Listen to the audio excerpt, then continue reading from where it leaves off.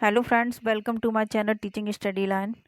साथियों, आप सभी को अभी जो प्रैक्टिस सेट कराए जा रहे हैं वो एसएससी जीडी और एसएससी एलडीसी में आए हुए प्रश्न हैं। और हर एग्ज़ाम के लिए आए हुए प्रश्नों का प्रैक्टिस सेट लगाना बहुत ज़रूरी है, क्योंकि हर बार एक न एक क्वेश्चन आपको रिपीटेड मिल ही जाएगा। तो इसलिए वीडियो को पूरा अंत तक ज़रूर देखें। यह वीडियो आप सभी के लिए बहुत इम्पोर्टेंट है। तो चलिए दोस्तों, आज की वीडियो शुरू करते हैं। अगर आप हमारे चैनल पर पहली बार आए हैं या अभी तक आपने हमारा चैनल सब्सक्राइब नहीं किया है तो चैनल को सब्सक्राइब कर लें और बेल आइकन को भी ऑन कर लें। तो आज का प्रश्न है, राष्ट्रपति द्वारा अध्यादेश को पारित करने के लिए संसद को क्या समय सीमा दी गई है। प्रश्न कह रहा है, राष्ट्रपति द्वारा अध्यादेश को पारित करने के लिए संसद को क्या समय सीमा दी गई है। हमारे राष्ट्रपति महोदय जो अध्यादेश जारी करते हैं तो उसे पारित कौन करता है? संसद पारित करती है। और संसद में क्या क्या होते हैं? राज्यसभा होती है और लोकसभा होती है। राज्यसभा और लोकसभा, इनसे मिलकर क्या बनती है? संसद। और राष्ट्रपति भी इसी में निहित होता है। लेकिन प्रश्न कह रहा है, राष्ट्रपति द्वारा अध्यादेश पारित करने के लिए संसद को क्या समय सीमा दी गई है। हमारे राष्ट्रपति जी जो अध्यादेश जारी करते हैं वो पास होना होता है राज्यसभा और लोकसभा में, तो इनको पारित करना ही पड़ता है। लेकिन समय कितना दिया है कि कितने समय में ये पारित इनको करना होता है राज्यसभा और लोकसभा को। तो इसका सही जवाब हो जाएगा ऑप्शन बी, 6 सप्ताह। एक सप्ताह में कितने दिन होते हैं? हमारे एक सप्ताह में होते हैं 7 डेज। और यहाँ 6 सप्ताह पूछे हैं तो 7 का 6 में मल्टीप्लाई कर दो, कितना हो जाएगा? 42। 42 दिन में संसद को यह अध्यादेश पारित करना ही होता है। तो इसका राइट आंसर हो जाएगा ऑप्शन बी, 6 सप्ताह। अगला प्रश्न है, भारत के वित्त आयोग की नियुक्ति कौन करता है। हमारे भारत का जो वित्त आयोग होता है इसकी नियुक्ति कौन करता है। तो इसका सही जवाब हो जाएगा ऑप्शन बी, राष्ट्रपति। हमारे भारत के वित्त आयोग की नियुक्ति कौन करता है? तो राष्ट्रपति जी करते हैं। राज्यपाल की नियुक्ति कौन करता है? तो राज्यपाल की भी नियुक्ति राष्ट्रपति जी करते हैं। अगला प्रश्न है, गैर बैंकीय वित्तीय संस्था का उदाहरण कौन सा है। गैर बैंकीय वित्तीय संस्था का उदाहरण कौन सा है। आरबीआई क्या होती है? एक बैंक होती है। तो इसमें पूछा है गैर बैंकीय वित्तीय संस्था का उदाहरण कौन सा है। तो इसका सही जवाब हो जाएगा ऑप्शन डी, एलआईसी। क्या हो जाएगा? एलआईसी, जो कैसी है? गैर बैंकीय संस्था है। कैसी है? गैर बैंकीय संस्था है, जो आपका बीमा वगैरह खोलती है। अगला प्रश्न है, लोकसभा के अध्यक्ष का चयन किसके द्वारा किया जाता है। लोकसभा के अध्यक्ष का चयन किसके द्वारा किया जाता है। हमारी लोकसभा के जो अध्यक्ष होते हैं, लोकसभा का जो एक अध्यक्ष होता है ना, तो उसका चयन किसके द्वारा किया जाता है। इसका सही जवाब क्या हो जाएगा? संसद के सभी सदस्य। किसके द्वारा किया जाता है? संसद के सभी सदस्य। अब संसद में क्या क्या आता है? एक मिनट, संसद में क्या क्या आता है?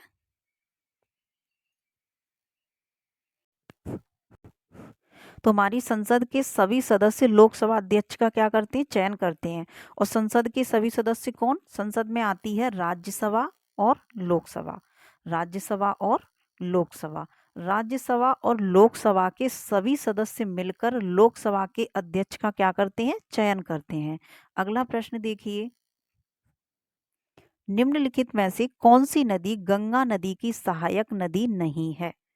प्रश्न को थोड़ा ध्यान से देख लीजिए। प्रश्न में पूछा है नहीं है, गंगा नदी की सहायक नदी नहीं है, ऐसी नदी आपको बतानी है। तो आपके ऑप्शन है 4, इंद्रावती, सोन नदी, गोमती नदी, यमुना नदी। तो प्रश्न में पूछा था गंगा नदी की सहायक नदी नहीं है, तो कौन सी नहीं होगी?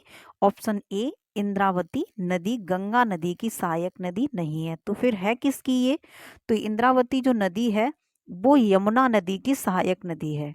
किसकी है? यमुना नदी की सहायक नदी है इंद्रावती।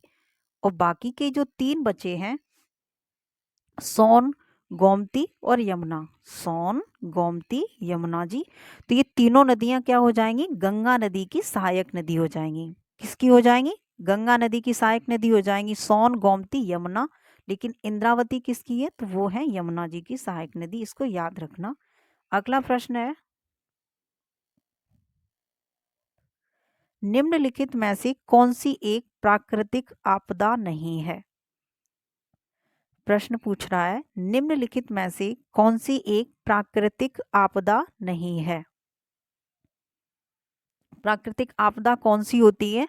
जो प्रकृति के अनुसार होती है। प्रकृति जो हमारे ऊपर आपदाएं डालती है वो प्राकृतिक आपदाएं होती है, जिनको मनुष्य नहीं करता है, नेचुरलिटी ही होती है वो। तो कौन सी है? भूकंप। क्या मनुष्य भूकंप लेकर आता है? नहीं लेकर आता। क्या मनुष्य ही बाढ़ लेकर आता है? हाँ, मनुष्य की गलतियों से बाढ़ आती है, लेकिन अचानक से आ जाती है, हमें पता तो नहीं होता। तो क्या ये प्रकृति की देन है, बाढ़, भूकंप। आपका एक ऑप्शन और होगा, ज्वालामुखी। ज्वालामुखी अगर फटती है तो क्या इंसानों को पता होता है या इंसान उसको वो लाते हैं? नहीं लेकर आते। ज्वालामुखी अचानक से ही कभी विस्फोट हो जाता है। हाँ, पहले ही वैज्ञानिक इसको निकाल लेते हैं, लेकिन ये प्राकृतिक आपदा में आती है ज्वालामुखी विस्फोट। तो इसका राइट आंसर क्या हो जाएगा? ऑप्शन सी, न्यूक्लियर विस्फोट।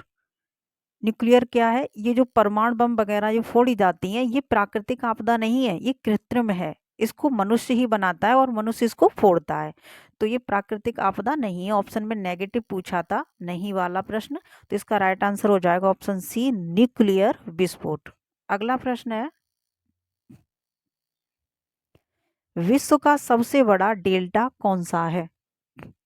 विश्व का सबसे बड़ा डेल्टा कौन सा है? तो कौन सा है? Option A, Sundarban. कौन सा डेल्टा है? सुंदरवन, जो कहाँ बनता है? बंगाल की खाड़ी में। कहाँ बनता है? बंगाल की खाड़ी में। अगला प्रश्न है, प्रसिद्ध कवि कालिदास किसके दरबार में रहते थे? हमारे जो कालिदास कवि थे वो किसके दरबार में रहते थे? तो इसका सही जवाब हो जाएगा ऑप्शन डी, चंद्रगुप्त द्वितीय। चंद्रगुप्त द्वितीय। अगला प्रश्न है, मोटरसाइकिल में उत्तल आयनों को पीछे देखने के तौर पर क्यों प्रयुक्त किया जाता है? मैं उसी प्रश्न को एक्सप्लेन करती हूँ जो थोड़ा टफ सा हो और समझ में न आए, जिसकी लैंग्वेज थोड़ी सी टेढ़ी मेढ़ी हो। बाकी को मैं नहीं करती हूँ, थोड़ा ज़्यादा लॉन्ग वीडियो हो जाती है। प्रश्न नंबर 9 है, मोटरसाइकिल में उत्तल आयनों को पीछे देखने के तौर पर क्यों प्रयुक्त किया जाता है? हमारी जो बाइक होती है तो उसमें जो आईने होते हैं वो थोड़े हम टेढ़े करके उनको चलाते हैं। तो वो उसमें क्यों करते हैं? क्योंकि जो पीछे से जो गाड़ियां वगैरह आती हैं वो उसमें देखने के लिए। तो ये क्यों प्रयुक्त किए जाते हैं? तो आपका सही जवाब हो जाएगा ऑप्शन सी, इसमें वास्तविक वस्तु की तुलना में छोटी आकृति दिखाई देती है। हमारा जो बाइक में आईना लगा होता है, जो उत्तल लेंस लगा होता है आईना, तो उसमें उसमें क्या दिखाई देता है? जो पीछे की गाड़ियां आती हैं वो हमें दिखाई देती हैं, लेकिन जो रियल में उसकी आकृति होती है उससे क्या दिखाई देती है? थोड़ी छोटी दिखाई देती हैं। ठीक, वास्तविक वस्तु की तुलना में छोटी आकृति दिखाई देती है। आपको अगर एसएससी जीडी या एसएससी का कोई भी एग्जाम मिलेगा तो उसमें इसी लैंग्वेज के प्रश्न आएंगे। ये सरल लैंग्वेज कराने से कोई मतलब नहीं निकलता है जब प्रश्न आप लोगों के फंसे ही नहीं, और ये सारे आए हुए प्रश्न हैं, अपने आप से कोई अभ्यास नहीं बनाया गया है। अगला प्रश्न है, निम्नलिखित प्राणियों में से किस में खुला पर संचरण तंत्र पाया जाता है? साथियों, अगर आप हमारे चैनल पर पहली बार आए हैं टीचिंग स्टडी लाइन पर, तो चैनल को सब्सक्राइब कर लें और बेल आइकन को भी ऑन कर लें। तो चलिए प्रश्न नंबर 10 देखते हैं, निम्नलिखित प्राणियों में से किस में खुला पर संचरण तंत्र पाया जाता है? उसने ये पूछा है, निम्नलिखित प्राणियों में से, जो इसमें ऑप्शन दिए गए हैं इन्हीं में से आपको बताना है, झींगा में पाया जाता है या केंचुआ में या फिर टोड में या मनुष्य में। टोड यहाँ किसको बोला जाता है? टोड तो आपको मेढक को बोला जाता है। आपका जो मेढक होता है उसको टोड बोला जाता है। तो किस में पाया जाता है खुला पर संचरण? वो हो जाएगा आपका राइट आंसर झींगा। झींगा में पाया जाता है खुला परिसंचरण तंत्र, यानी कि इसमें जो खून होता है, हम लोगों में खून जो बहता है वो दिखता नहीं है, लेकिन झींगा में आप लोग देखोगे तो उसमें बहता हुआ खून दिखाई देगा आपको, लाल कलर का खून दिखाई देगा। क्या हम लोगों की नसों में दिखाई देता है? तो नहीं देखता। तो यही एक खुला परिसंचरण होता है और बंद परिसंचरण तंत्र होता है। मनुष्यों में कैसा होता है? बंद परिसंचरण तंत्र होता है। अगला प्रश्न है, कॉकरोच के लार्वा को क्या कहते हैं? प्रश्न नंबर 11 है, कॉकरोच के लार्वा को क्या कहते हैं? कॉकरोच का लार्वा होता है, उसे क्या नाम दिया गया है? तो हम उसको कहते हैं निम्फ। क्या बोलते हैं? निम्फ। कॉकरोच के लार्वा को क्या बोलते हैं? निम्फ। अगला प्रश्न है, पृथ्वी पर उष्णकटिबंधीय वनों का विस्तार कितने प्रतिशत है? हमारी जो भूखंड पर, पृथ्वी पर जो उष्णकटिबंधीय वन है तो कितने प्रतिशत है?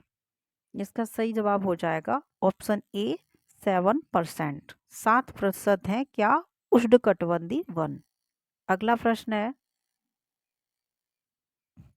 वायुमंडल में किसके प्रदूषण के कारण अम्ल वर्षा होती है? वायुमंडल में किसके प्रदूषण के कारण अम्ल वर्षा होती है? जैसे कि ताजमहल का पीला पड़ना या ताजमहल का क्षरण होना, तो ये किसके कारण हो रहा है? ये अम्ल वर्षा के कारण हो रहा है। तो ये अम्ल वर्षा होती किसके कारण है? अम्ल वर्षा पूछ रहा है वायुमंडल में किसके प्रदूषण के कारण अम्ल वर्षा होती है? तो उसका सही जवाब हो जाएगा ऑप्शन सी, नाइट्रोजन, सॉरी इसका आंसर सही हो जाएगा ऑप्शन बी, नाइट्रोजन और सल्फर के ऑक्साइड। नाइट्रोजन और सल्फर डाइऑक्साइड के कारण होती है क्या? अम्ल वर्षा। या फिर ऐसे ही पूछ सकता है, अम्ल वर्षा में क्या पाया जाता है? तो नाइट्रोजन और सल्फर डाइऑक्साइड या सल्फर के ऑक्साइड। अगला प्रश्न है, पवन आरेख क्या निरूपित करता है? पवन आरेख क्या निरूपित करता है? तो सिंपल सा याद रखिए, पवन प्रक्षोभ। क्या निरूपित करता है? पवन प्रक्षोभ। इसका सही जवाब होगा। अगला प्रश्न है, प्रश्न नंबर 15 है, कौन सी रेल नई दिल्ली और बाघा के बीच चलती है? कौन सी रेल नई दिल्ली और बाघा के बीच चलती है? तो इसका सही जवाब हो जाएगा ऑप्शन डी, समझौता एक्सप्रेस। कौन सी रेल है? समझौता एक्सप्रेस नई दिल्ली और बाघा के बीच चलती है। अगला प्रश्न है, निम्न में से असत्य फल कौन सा है? प्रश्न में पूछा है, निम्न में से असत्य फल कौन सा है? इसका सही जवाब हो जाएगा ऑप्शन सी, सेब। सेब कैसा है? असत्य फल है। अगला प्रश्न है,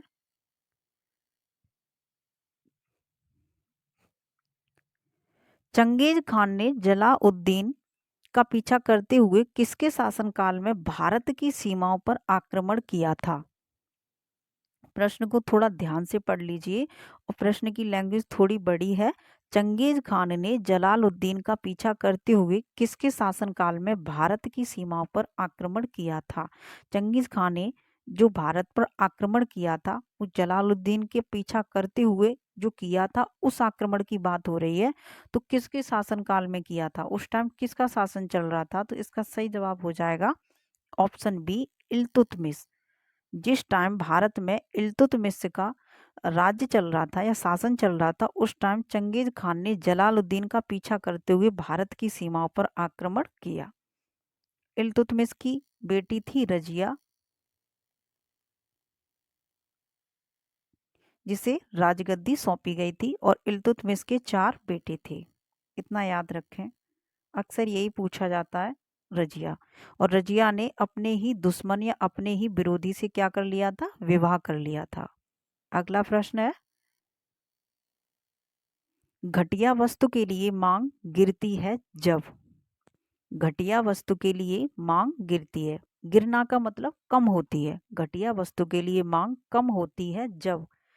कब होती है मांग कम?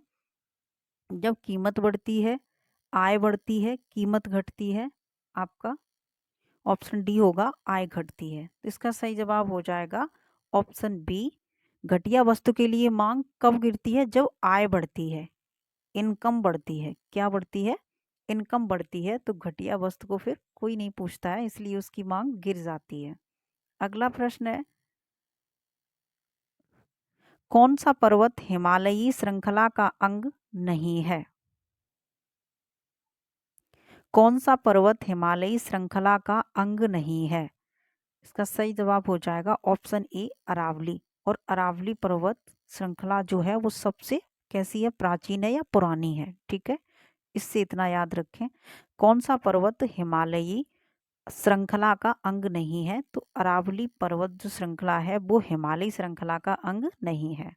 अगला प्रश्न है, निम्नलिखित में से कौन सी समिति संसद की स्थायी समिति नहीं है? प्रश्न कह रहा है, निम्नलिखित में से कौन सी समिति संसद की स्थायी समिति नहीं है? स्थायी समिति नहीं है तो फिर कैसी होगी? अस्थायी होगी। तो कौन सी समिति है जो स्थायी समिति नहीं है संसद की? तो ऑप्शन डी हो जाएगा राइट आंसर, वित्त मंत्रालय की परामर्शदात्री समिति। वित्त मंत्रालय की परामर्शदात्री समिति। तो 3 स्थायी समिति होंगी संसद की। वो कौन कौन सी है? लोक लेखा समिति, प्रकरण समिति और लोक उपक्रम समिति। ये क्या है? संसद की तीनों स्थायी समितियां हैं। और अस्थायी कौन सी है? ये वाली, जो आपका राइट आंसर हो जाएगा। अगला प्रश्न है, भारतीय प्रतीक सत्यमेव जयते कहाँ से लिया गया है? भारतीय प्रतीक, ये प्रश्न बहुत पूछा जाता है, अभी भी पूछा जा रहा है, पहले भी बहुत पूछा जाता था और अभी भी पूछा जा रहा है। भारतीय प्रतीक सत्यमेव जयते कहाँ से लिया गया है? ऋग्वेद से, मत्स्य पुराण से, भागवत गीता से। आपका ऑप्शन डी है मुंडकोपनिषद। क्या है? इसमें थोड़ा स्पेस हो गया है। मुंडकोपनिषद से कहाँ से लिया गया है? तो इसका राइट आंसर ऑप्शन डी हो जाएगा, मुंडकोपनिषद। सत्यमेव जयते को मुंडकोपनिषद से लिया गया है। प्रश्न नंबर 22 है, अक्टूबर और नवंबर के महीना में भारी वर्षा कहाँ होती है? अक्टूबर और नवंबर के महीना में भारी वर्षा कहाँ होती है? इस प्रश्न का सही जवाब हो जाएगा ऑप्शन सी, कोरोमंडल तट पर। कहाँ होती है? कोरोमंडल तट पर। अगला प्रश्न है, गुणसूत्रों में क्या होते हैं? गुणसूत्रों में क्या होते हैं या फिर गुणसूत्रों में क्या पाए जाते हैं? क्या क्या होते हैं गुणसूत्रों में? तो इसका राइट आंसर हो जाएगा डीएनए और प्रोटीन। इन दोनों से ही मिलके क्या बन जाते हैं? गुणसूत्र बन जाते हैं, डीएनए और प्रोटीन। ठीक, इन दोनों से ही मिलके क्या बने होते हैं? गुणसूत्र बने होते हैं। अगला प्रश्न है, कॉकरोच जल में जीवित नहीं रह सकता है क्योंकि उसका श्वसन अंग है। कॉकरोच को अगर जल में छोड़ दिया जाए तो वो मर जाता है। आपने घर पे भी ये ऐसा प्रैक्टिकल करके देखा होगा कुछ लोगों ने, कि कॉकरोच को जब हम जल में छोड़ देते हैं वो तड़पता रहता है, कुछ टाइम के बाद वो मर जाता है। तो क्यों मर जाता है? कॉकरोच जल में जीवित नहीं रह सकता है क्योंकि उसका श्वसन अंग है। क्या है? तो ऑप्शन सी, सॉरी, बी सही हो जाएगा, ट्रैकिया। क्या होता है? कॉकरोच का जो श्वसन अंग होता है वो क्या होता है? ट्रैकिया होता है। इसलिए वो जीवित नहीं रह पाता, स्थल पर ही जीवित रह सकता है, पानी से बाहर। अगला प्रश्न है, मध्य रात्रि सूर्य का क्या अर्थ है? मध्य रात्रि सूर्य का क्या अर्थ है? मध्य रात्रि सूर्य किसे कहते हैं? ऐसे देख लो। तो इसका सही जवाब हो जाएगा ऑप्शन डी, सूर्य का ध्रुवी व्रत में देर तक चमकना। सूर्य का ध्रुवी व्रत में देर तक चमकना मध्य रात्रि सूर्य कहलाता है। अगला प्रश्न है, निम्नलिखित में से कौन सा जैव निम्नकरणीय है? निम्नलिखित में से कौन सा जैव निम्नकरणीय है? इसका सही जवाब हो जाएगा ऑप्शन ए, कागज। क्या है? कागज। अगला प्रश्न है, हीरे का 1 कैरेट किसके बराबर होता है? हीरे का 1 कैरेट किसके बराबर होता है? तो हीरे का 1 कैरेट बराबर कितना होता है? 100 mg। कितना होता है? 100 mg। 1 कैरेट बराबर होता है 100 mg हीरे का। अगला प्रश्न है, निम्न में से ऊर्जा की दृष्टि से सर्वोत्तम ईंधन कौन सा है? पूछा क्या है? ऊर्जा की दृष्टि से सर्वोत्तम ईंधन कौन सा है? या ईंधन हो गया है, ईंधन होगा। ईंधन कौन सा है ऊर्जा की दृष्टि से जो ज़्यादा एनर्जी देता हो? तो इसका राइट आंसर हो जाएगा ऑप्शन सी, एथेनॉल। क्या है? इन चारों में से है। हाइड्रोजन भी नहीं है, मैथेन भी नहीं है, ब्यूटेन भी नहीं है, तो इन चारों में सबसे ज़्यादा जो एनर्जी देता है वो है एथेनॉल। एटीएम किसका संक्षिप्त रूप है? एटीएम किसका संक्षिप्त रूप है? या फिर एटीएम की फुल फॉर्म क्या है? संक्षिप्त में क्या होता है? छोटा। ठीक है, तो किसका रूप है एटीएम? वो है ऑटोमेटेड टेलर मशीन। इसका हो जाएगा ऑटोमेटेड, इसका टेलर और एम से मशीन। तो हम अक्सर ऑटोमेटिक कर देते हैं, लेकिन ऑटोमेटेड लास्ट में ड आएगा। क्या आएगा? ड। ऑटोमेटेड टेलर मशीन इसका राइट आंसर हो जाएगा। अगला प्रश्न है, विश्व पर्यावरण दिवस कब मनाया जाता है? विश्व पर्यावरण दिवस कब मनाया जाता है? तो ये प्रश्न सभी को ही पता होगा। इसका सही जवाब हो जाएगा ऑप्शन ए, 5 जून को। कब मनाया जाता है? 5 जून को। तो इस प्रश्न का राइट आंसर क्या है? ऑप्शन ए, 5 जून को। तो चलिए दोस्तों, आज की वीडियो यहीं तक है। 30 प्रश्न थे आज की वीडियो में। आप सभी को वीडियो कैसी लगी हमें कमेंट करके ज़रूर बताएं कि आप सभी को आज की वीडियो पसंद आई है या नहीं आई है। अगर आप हमारे चैनल टीचिंग स्टडी लाइन पर पहली बार हैं तो चैनल को सब्सक्राइब कर लें और बेल आइकन को भी ऑन कर लें। तो चलिए दोस्तों, तब तक के लिए धन्यवाद। फिर मिलते हैं अगली वीडियो में।